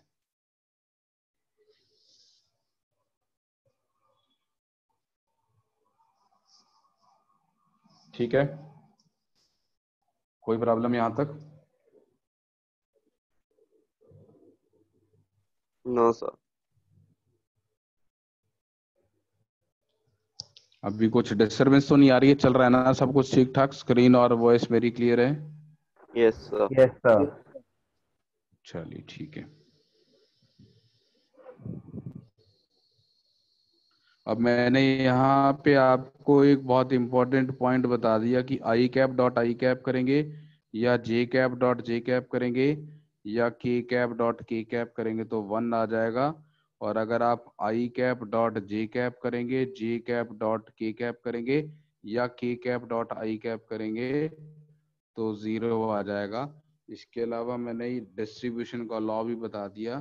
तो इस सब को यूज करते हुए अब मेरे को अगर कोई वेक्टर दिया हो a x1 i cap plus y1 j cap plus z1 k cap, और कोई वेक्टर दिया हो b that is x2 i cap plus y2 j cap plus z2 k cap, तो मैं इनका डॉट प्रोडक्ट निकाल सकता हूँ using the above given results. तो अगर मुझे a डॉट b निकालना है तो मेरे को x1 i cap plus y1 j cap plus z1 k cap का डॉट प्रोडक्ट निकालना है x2 i cap plus y2 j cap plus z2 k cap से। और अगर इनका डॉट प्रोडक्ट कैलकुलेट करेंगे तो लॉ ऑफ डिस्ट्रीब्यूशन लगा देते हैं। एक बार इसको इन तीनों से मल्टीप्लाई कर लेंगे, फिर y कैप को तीनों से मल्टीप्लाई कर लेंगे, फिर z कैप को मल्टीप्लाई कर लेंगे। तो जब मैं x1 i कैप को मल्टीप्लाई करूंगा x2 i cap plus y2 j cap plus z2 k cap से, तो क्या मिलेगा मुझे?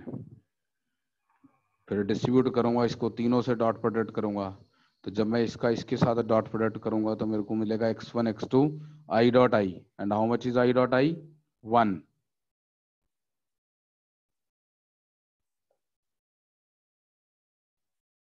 और दूसरी टर्म आएगी x1 y2 and this will B i dot j।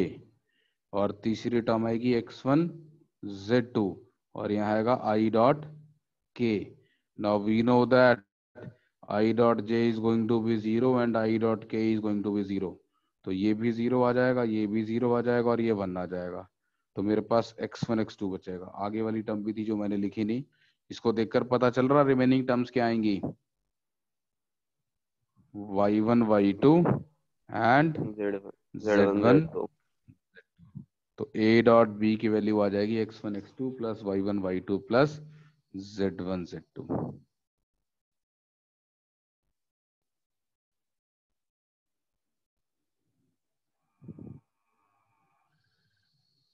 तो अगर आपको वेक्टर्स जो हैं वो इस फॉर्म में लिखे हुए मिल जाएं तो आपके लिए उनका डॉट प्रोडक्ट कैलकुलेट करना आसान है। You can simply write down this result. बहुत आसान है, ये तो मेमोराइज ही हो जाएगा। और ये सब मेमोराइज हो जाएगा तो इसके बाद एक बहुत इंटरेस्टिंग चीज ये कि A dot B, A B cos theta होती है।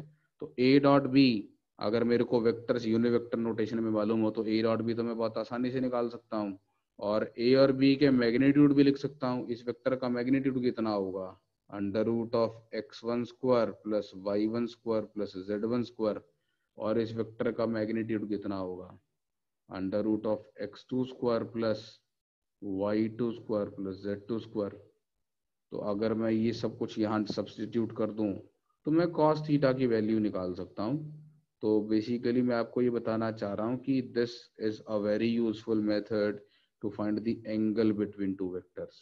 तो अगर मेरे को वेक्टर्स यूनिट वेक्टर नोटेशन में रिप्रेजेंट करने आते हो तो मैं आसानी से दो वेक्टर्स के बीच का एंगल निकाल सकता हूँ। तो cos theta will be A dot B upon A B. तो A dot B is x1 x2 y1 y2 and z1 z2 and a is under root of x1 square plus y1 square plus z1 square and b is under root of x2 square plus y2 square plus z2 square। तो ये एक interesting method बन गया हमारे पास दो vectors के बीच का angle निकालने का।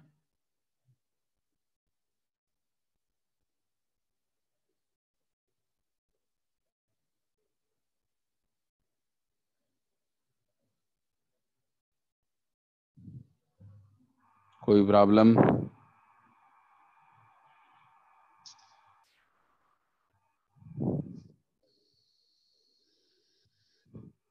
तो फॉर एग्जांपल अभी अभी हमने थोड़ी देर पहले एक क्वेश्चन देखा था। एक वेक्टर OP लिखा था हमने x i cap plus y j cap plus z k cap and we wanted to find the angle made by this vector with x axis. We want to find the angle made by the vector with x axis. तो x axis के साथ vector निकालना है, मतलब आपको इसका i cap के साथ एंगल निकालना है। तो angle between OP vector and i cap. तो किसी भी दो वेक्टर्स के बीच के एंगल निकालने के लिए तरीका होता है, तो अल्फा से प्रेजेंट करते हैं किसी वेक्टर का x एक्सिस के साथ एंगल। तो cos अल्फा हो जाएगा OP dot i cap upon magnitude of OP और मैग्नीट्यूड ऑफ i कैप। तो OP vector dot i cap मतलब x i cap plus y j cap plus z k cap dot i cap divided by OP vector का magnitude square root of x square plus Y square plus Z square, और I cap का magnitude 1, और ऊपर dot product करेंगे इसका इससे, तो it will be simply x x I dot I 1 हो जाएगा, रिमेनिंग टर्म 0। तो आप देखो एक जियोमेट्री की प्रॉब्लम को हमने सिंपल अलजेब्राइक ट्रांसफॉर्मेशन कर दी। आपका ये क्वेश्चन ज्योमेट्री का था, जिसको पहले हमने ज्योमेट्री से निकाला था, परपेंडिकुलर ड्रॉ किया, फिर cos theta is equal to base upon hypotenuse लगाया, उसकी बजाय मैंने इसको एक सिंपल अलजेब्रा वाली मल्टीप्लिकेशन से कैलकुलेट कर लिया, because of the dot product property. तो डॉट प्रोडक्ट की मदद से हम दो वेक्टर्स के बीच का एंगल निकाल पा रहे हैं बहुत आसानी से।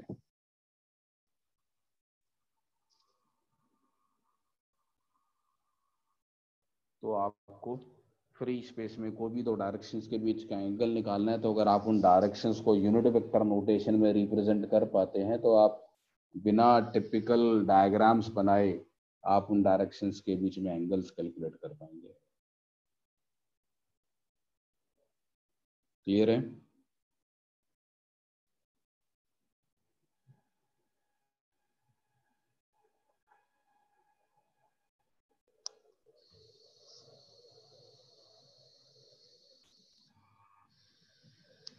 Now we'll talk about the cross product. Cross product को एक बार डायरेक्शन को अच्छे से देखते हैं। तो A cross B has been assigned a magnitude AB sine theta और साथ में n कैप। तो पहले तो n कैप को अच्छे से समझने की कोशिश करते हैं। तो A एंड B एक प्लेन को रिप्रेजेंट करेंगे। Two vectors A and B will be like in a plane. तो सपोज ये वेक्टर A और ये वेक्टर B, तो दे रिप्रेजेंट अ प्लेन। तो इस प्लेन में है, तो A cross B is going to be perpendicular to this plane.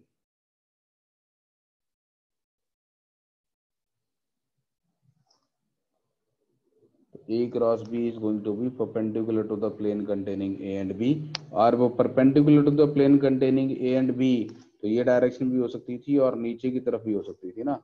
It could have been a direction like this also.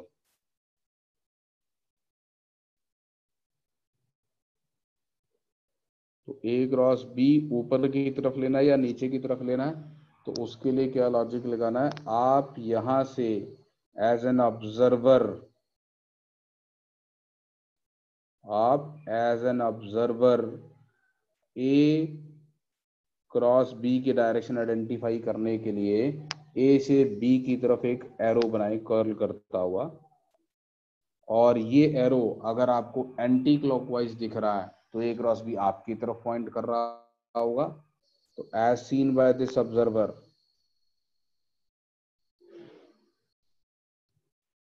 as seen by this observer, A cross B has counter clockwise sense। क्यों भाई लग रहा है आपको?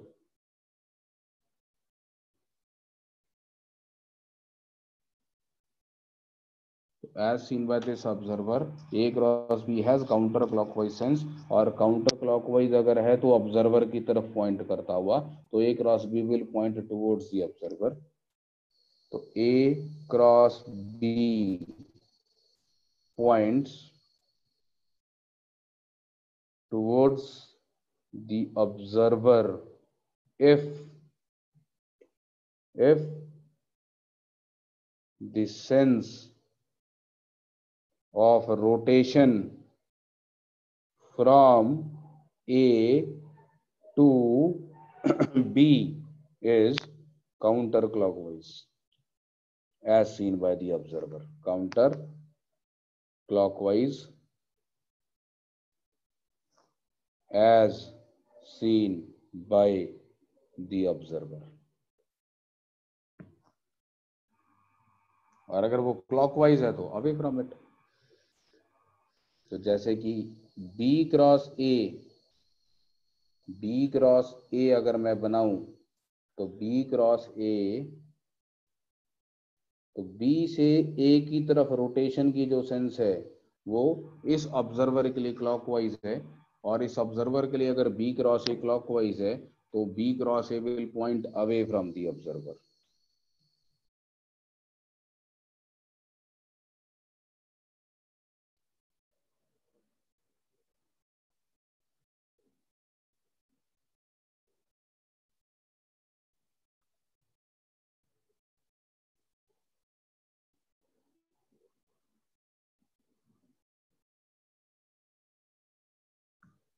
As the sense of rotation from B to A is clockwise, so B cross A points away from the observer.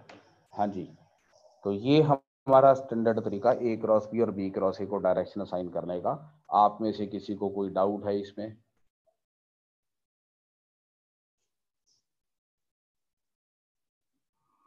No sir. No sir. आप no इस sir. चीज को the same thing can be memorise using right hand thumb rule.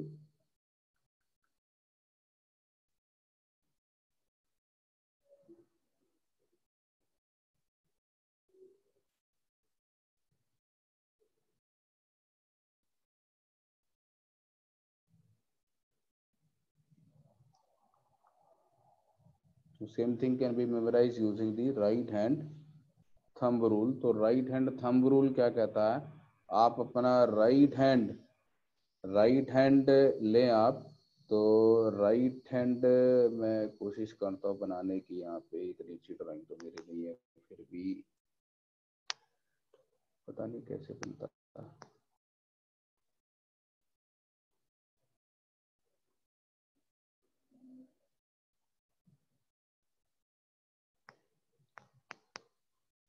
So suppose this is your right hand. Feeling आ रही है कि right hand वाली इसमें? Yes sir. तो this is your thumb and these are the fingers of the right hand. तो जो right hand की फिंगर्स की कर्ल की सेंस है, अगर वो फ्रॉम ए टू बी है तो आपका जो थंब है वो ए क्रॉस बी को पॉइंट करेगा. तो अगर आपके राइट हैंड के फिंगर्स के कर्ल करने की सेंस ए से बी की तरफ है तो आप ऐसा करके देख सकते हैं. आप राइट हैंड का थंब अपनी तरफ पॉइंट करके अपने राइट हैंड की फिंगर्स को थंब के अराउंड कर्ल करें. आप अपने राइट हैंड के थंब को अपनी तरफ पॉइंट करता हुआ रखें और अब आप बताएं कि क्या आपको अपने राइट हैंड की फिंगर्स क्लॉकवाइज कर्ल करती हुई दिखाई दे रही है या एंटी क्लॉकवाइज कर्ल करती हुई दिखाई दे रही है?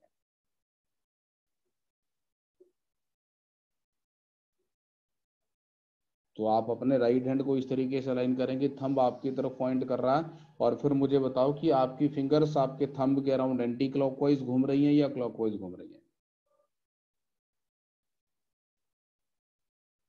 Anti clockwise. सभी को लग रहा है ऐसा एंटी क्लॉकवाइज घूम रही हैं? Yes sir. तो यस सर. ये बहुत एक स्टैंडर्ड डायरेक्शन है जो आपको याद रखनी है. एंटी क्लॉकवाइज कर्ल करने का मतलब है आपकी तरफ पॉइंट करना. जैसे किसी करंट कैरिंग लूप में एंटी क्लॉकवाइज करंट होता है तो मैग्नेटिक फील्ड आपकी तरफ पॉइंट करती है उसके सेंटर पे. अगर आपने ऐसा पढ़ा हो तो कभी मैग्नेटिक फील्ड में डायरेक्शंस बहुत आती हैं. तो एक करंट कैरिंग लूप में अगर एंटी क्लॉकवाइज करंट है तो आपकी तरफ.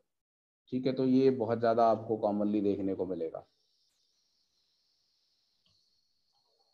एक क्वेश्चन है, suppose A points north and B points up. What direction is represented by A cross B? East.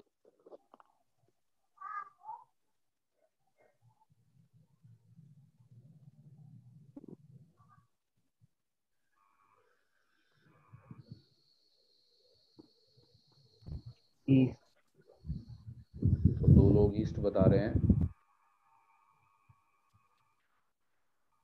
वरिशा भी ईस्ट बता रही है. तो ट्राई करके देखते हैं. तो ये नॉर्थ, साउथ, ईस्ट और वेस्ट, और ये अप, और ये डाउन, ऐसे ही होता ना। तो अब वेक्टर ए पॉइंट्स नॉर्थ, तो एक वेक्टर हम नॉर्थ की तरफ पॉइंट करता है वो बना लेते हैं, और एक वेक्टर अप, तो वेक्टर बी पॉइंट्स अप। आप कहीं पर भी एक ऑब्जर्वर सेट कर लो जो इनके प्लेन को देख पा रहा हो। तो यहां एक ऑब्जर्वर रख लेते हैं, और अब ए क्रॉस बी की सेंस बनाते हैं। तो we try to think about a rotation from A to B.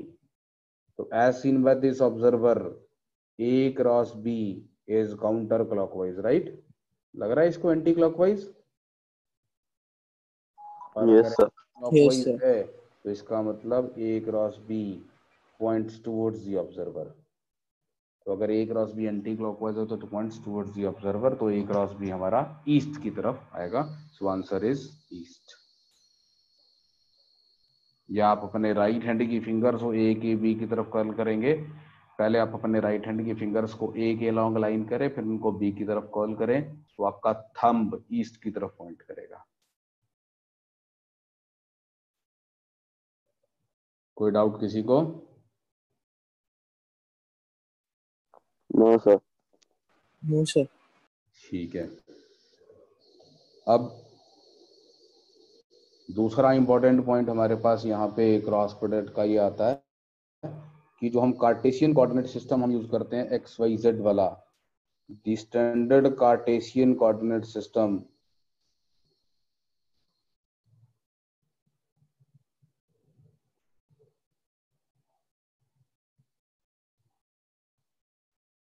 That is x y z जो हम यूज करते हैं is called a right handed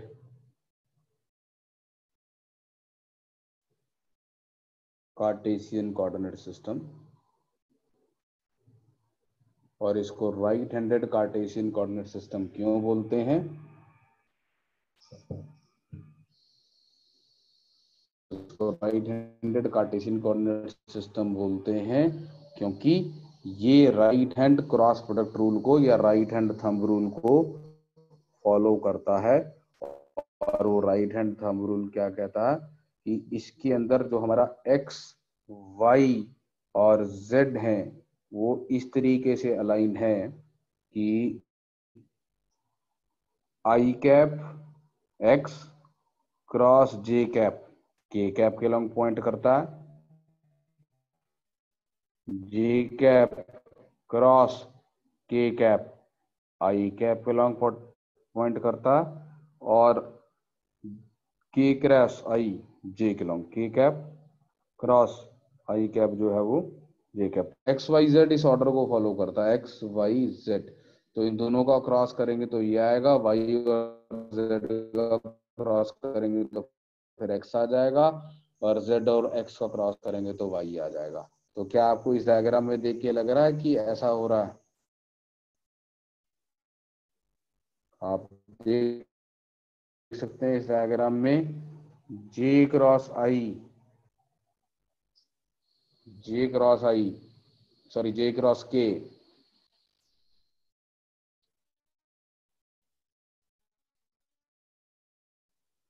आई के लॉन्ग है, और in fact J cross K equal ही आई के, क्योंकि J cap cross K cap में 90 डिग्री का एंगल है। मैग्नीट्यूड ऑफ जे कैप यानी 1, मैग्नीट्यूड ऑफ के कैप यानी 1, और sine of the angle between them 90 degree वो भी 1, और साथ में इसको डायरेक्शन साइन की गई है आई कैप। तो जे क्रॉस के is I. Similarly I cross के इज जे, आई क्रॉस जे, गलत बोल जाता हूँ बीच बीच में मैं, आई क्रॉस जे इज के।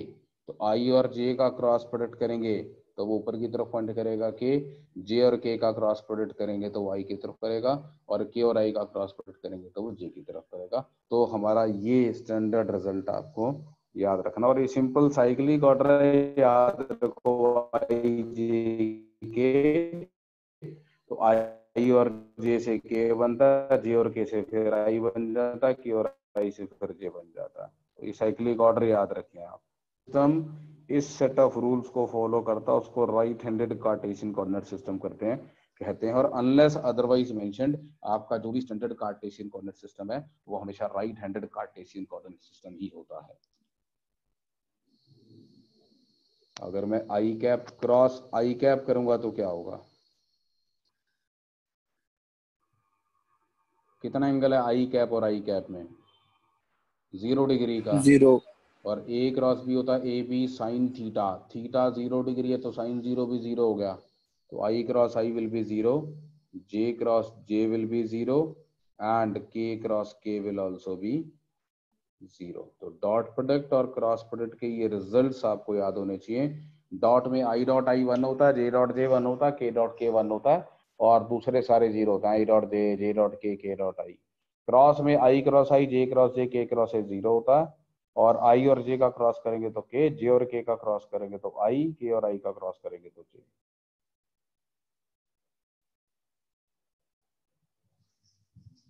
कोई दिक्कत इसमें?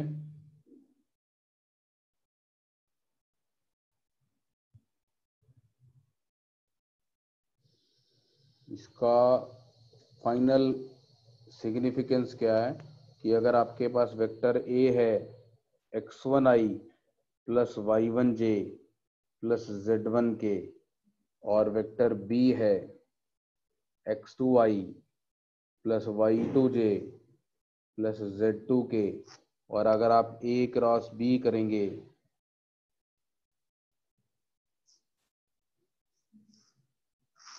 x1i plus y1j plus z1k और ऐसे ही x2i plus y2j plus z2k। तो जब मैं इसका इसके साथ क्रॉस प्रोडक्ट करूंगा तो 0 आएगा, लेकिन x1i का y2j के साथ करूंगा तो मेरे पास आएगा x1 y2 i cross j, that will be k। Similarly मैं x1 का z2 के साथ करूंगा तो x1 z2 i cross k कितना होगा? i cross k cross i j होता है, तो y क्रॉस k करेंगे तो माइनस j। ठीक है, तो माइनस j कैप। सिमिलरली अब y1 वाले का मल्टीप्लाई करते हैं तो y1 x2 j cross i, हाँ जी j क्रॉस i कितना? माइनस के कैप। बिल्कुल माइनस k कैप। और फिर y1 y2 j cross j, ये तो 0 ही हो जाएगा। फिर y1 z2 I cap. j cross k will be i cap, and finally the last term z1 x2 k cross i, that is j, and z1 y2 k cross j, minus I. Minus i, और z1 z2 वाली term 0। Right, तो इसमें से मैं i वाली सारी terms gather करता हूं तो i वाली सारी टर्म्स आ रही हैं y1 z2 minus y2 z1। फिर j वाली सारी टर्म्स गैदर करता हूं अगर मैं, तो j वाली टर्म्स में आ रहा है मेरे पास z1 x2 minus z2 x1। और फिर k वाली सारी टर्म्स कलेक्ट करता हूं तो k में आएगा मेरे पास x1 y2 minus minus minus x2 y1। इसको ऐसे लिखते हैं याद करने के लिए, i into y1 z1 y2 z2 और क्रॉस मल्टीप्लीकेशन। ठीक है, दूसरे वाली टर्म को लिख लेते हैं माइनस j इंटू, इसको लिख लेते हैं x1 z1 x2 z2 और क्रॉस मल्टीप्लीकेशन। ठीक है, ठीक लिखा देखो, x1 z2 माइनस z2, यहाँ लिखूंगा y1 z2 y1 into z2 minus y2 into z1, यहाँ लिखूंगा x1 इंटू z2, पहले x1 को z2 से और फिर x2 को z1 से, तो प्लस k यहाँ लिखूंगा x1 y1 x2 y2 और क्रॉस मल्टीप्लिकेशन। तो ये हमारा a क्रॉस b कैलकुलेट करने का मेथड है। डिटर्मिनेंट मेथड बोलते हैं इसको। आपने जरूर डिटर्मिनेंट्स में अगर कभी थोड़ा बहुत मैथमेटिक्स में पढ़ा हो तो दिस इज अ मेथड। तो ये एक तरीका है मेमोराइज करने का, ताकि आप आसानी से a क्रॉस b कैलकुलेट कर सकें। तो जब आपने i वाला टर्म लिखना है तो x छोड़ दो, y z लिख लो। जब j वाला टर्म लिखना है तो y छोड़ दो, x और z लिख लो। जब k वाली टर्म लिखनी है तो k वाली टर्म z वाली टर्म छोड़ दो, x और y वाली लिख लो। बीच वाले में नेगेटिव आएगा बिकॉज उसका ऑर्डर डिफरेंट है। मैं पहले 1 लिख रहा हूँ, बाद में 2 लिख रहा हूँ, इसलिए ऐसा है।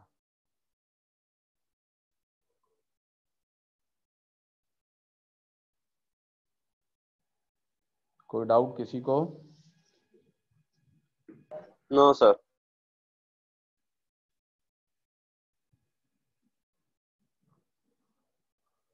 ठीक है जी, सेशन को क्लोज करेंगे हम यहाँ पे। और मैंने वेक्टर्स के बेसिक्स आपके साथ कंप्लीट कर दिए हैं, तो मैं नेक्स्ट क्लास में डिस्कशन शुरू करूँगा आपके साथ और प्रॉब्लम्स करेंगे। तो मेरी स्ट्रॉन्ग रिकमेंडेशन है, वेक्टर्स आपका आ ही रहा है तो वेक्टर्स की क्विजेज सॉल्व कर लें। तो ऑर्डर वाइज पहले क्विज से शुरू हो जाओ उसके अंदर। और मतलब आई स्ट्रांगली रिकमेंड, मतलब दिन का 1 घंटा तो निकाल ही सकते हो फिजिक्स के लिए यार। करोगे क्या सॉल्व? Yes sir. हाँ सर। ठीक है, start solving and then send your snapshots to me. जो आज जैसे ही आप सॉल्व करते हो तो नीचे आपका स्कोर कार्ड आ जाता है, तो स्कोर कार्ड का स्नैपशॉट मुझे भेजें, मुझे पता चलता रहेगा आपने सॉल्व कर लिया। ठीक है सर, हाँ जी बेटा। हमारी आज दूसरी क्लास है। हाँ जी है बिल्कुल, उसमें यूनिट्स एंड मेजरमेंट्स की डिस्कशन करेंगे। Okay sir. जो क्विज थी, क्विज 0, 0 और 1, एक में केवल यूनिट्स एंड डायमेंशंस के 17 क्वेश्चन थे, एक में यूनिट्स, डायमेंशंस और एरर्स के क्वेश्चंस थे। अभी 11 बजे से क्लास है, उसकी डिस्कशन होगी उसमें पूरी। ठीक है। Yes sir. ठीक है जी, चलिए okay. Thank you sir. Bye sir. Okay बेटा, bye bye. Thank you sir. Thank you sir.